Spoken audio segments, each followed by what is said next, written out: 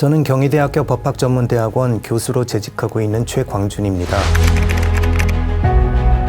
이 책은 과거청산이라고 하는 공통된 과제를 안고 있는 독일과 서로의 경험을 공유하고 서로의 인권 정책을 발전된 방향으로 이끌어가기 위한 목적이 있습니다. 이 책이 나오기 전에 저는 주한 독일 대사관과 함께 과거청산과 기억문화라는 주제의 학술회의를 개최하였고 그 결과물을 한 권의 책으로 엮기로 계획을 하였습니다. 그래서 탄생하게 된 것이 바로 이 책입니다. 우리나라에는 제주 4.3 사건, 한국전쟁 중 민간인 학살 사건, 5.18 등 많은 인권 침해 사건들이 있었습니다. 기억문화라는 말은 우리에게는 다소 생소합니다만 독일에서는 매우 일반적인 말입니다. 기억문화는 넓은 의미에서 과거청산과 같은 의미로 받아들여지고 있는데요. 과거청산의 궁극적인 목적은 희생자들을 기억하는 데 있기 때문입니다. 독일인들은 희생자들을 추모하고 기억하는 여러 가지 시도를 해왔고 그러한 시도가 모여서 하나의 커다란 문화를 형성했다는 의미에서 기억문화라는 말을 사용하게 되었습니다. 독일에서는 희생자들을 기억하기 위한 많은 기억의 터가 만들어졌는데 기억의 터는 독일어로는 게덴크슈테테, 영어로는 메모리얼 사이트 또는 메모리얼 플레이스라고 합니다. 2차 세계대전 당시 나치에 의해 희생된 유태인들을 추모하기 위한 기억의 터는 전 세계에 걸쳐 200개도 넘는다고 합니다. 아마 우리나라의 경우에도 이보다 훨씬 많은 수의 기억의 터가 필요할 것입니다. 기억 문화의 실천을 위해서 많은 예술가들이 활동을 해왔는데요. 우선 대표적인 것이 슈돌퍼슈타인이라고 할 수 있겠습니다. 슈돌퍼슈타인은 직역하면 걸려 넘어지는 돌이라는 뜻인데요. 가로 세로 10cm 정도 되는 황동판에 사람의 이름과 생년월일, 사망일, 그리고 희생된 경위가 간단하게 정리되어서 새겨져 있습니다. 이 황동판을 사람들이 다니는 인도에 부착하는 것입니다. 아무 생각 없이 거리를 걷다가 이 황동판을 보고 멈칫하게 되는 것이죠. 위치는 보통 희생자들이 살던 집 또는 강제 연행된 장소에 부착하게 되는데 이를 장소 특정적 미술이라고 합니다. 또 다른 예는 크리스찬 볼탄스키의 유실된 집인데요. 반기념비의 대표적인 예로 알려져 있습니다. 기념비의 권위적인 면에 반한다는 의미에서 반기념비라고 합니다. 유실된 집은 4, 5층의 건물이 무너져 내린 빈터 그 자체입니다.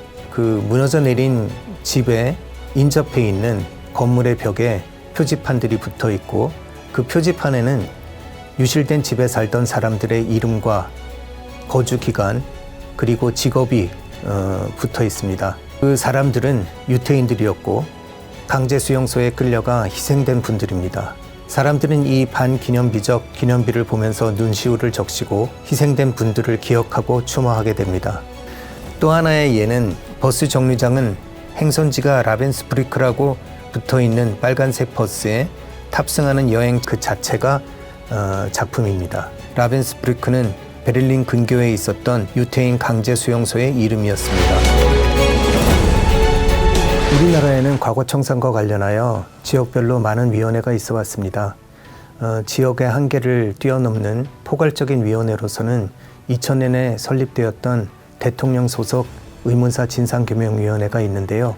의문사는 국가 공권력의 직간접적인 개입에 의한 희생을 의미합니다. 80여 건의 사건이 신청되었습니다만 조사 권한의 한계 등으로 인하여 많은 성과를 내지는 못했습니다.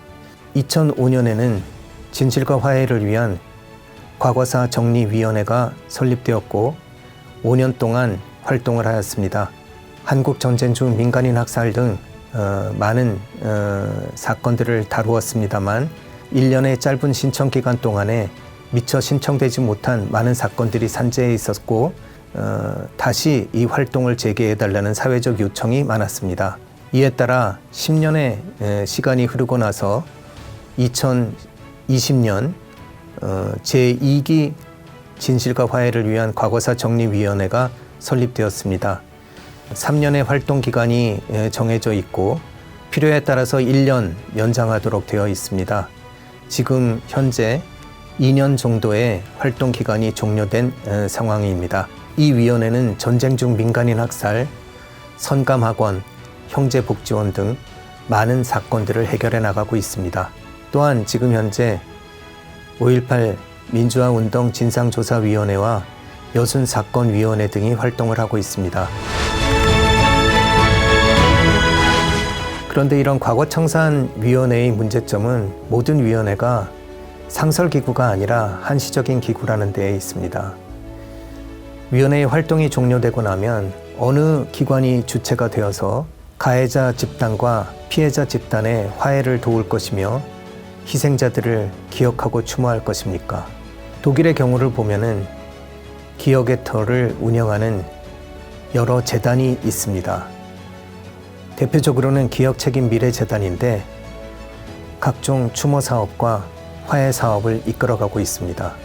과거청산위원회의 결과물을 기록하고 피해자들과 유족의 목소리를 보존하고 추모와 화해 사업을 이끌어가는 재단이 반드시 필요합니다. 이 재단은 과거청산 관련 기억관 내지 추모관도 운영해야 할 것입니다. 배보상의 문제는 과거청산에 있어 중요한 과제 중의 하나입니다. 포괄적인 진상규명과 함께 포괄적인 배보상에 관한 입법이 추진되어야 할 것입니다. 과거청산에 있어 인권침해는 과거에 있었던 일입니다만 다시는 이런 일이 재발하지 않도록 해야 하는 것은 오늘을 살고 있는 우리들이 해야 할 일입니다.